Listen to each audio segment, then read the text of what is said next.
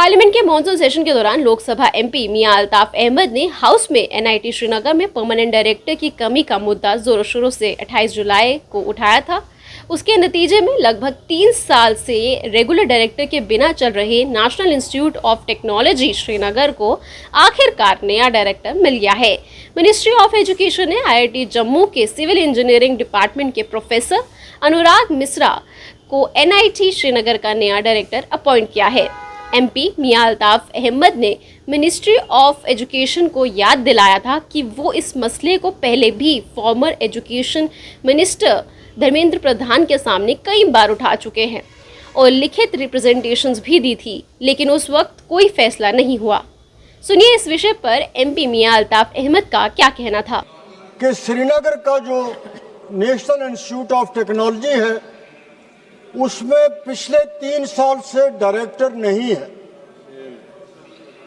वहां पे मंत्री जी आप बैठते वहां तो अच्छा होते, आप भी सुनते, आप कश्मीर से हैं।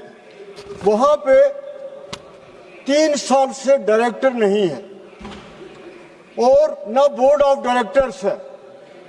मैं जो मिनिस्टर धर्मेंद्र प्रधान जी जो एजुकेशन के मिनिस्टर थे, मैं इस हाउस की नोट्स में लाना चाहता हूं, आपकी नोट्स में, कि मैं उनको पर्सनली मिला, मैंने पार्लियामेंट में सवाल दिए, मैंने प्रेस स्टेटमेंट्स दी, मैंने उनको चिट्ठियां लिखी, मैं उनके पास इस सीट पे गया, मैंने उसको कहा कि ना आप कुछ खुद समझते हैं ना मुझे समझा सकते हैं कि मैं ये कह रहा हूं कि एक इंस्टीट्यूट तबाह हो रहा है, बर्बाद हो रहा है, आप उसकी तरफ तवज्जो दीजिए। कोई तवज्जो उसकी तरफ उन्होंने नहीं दी।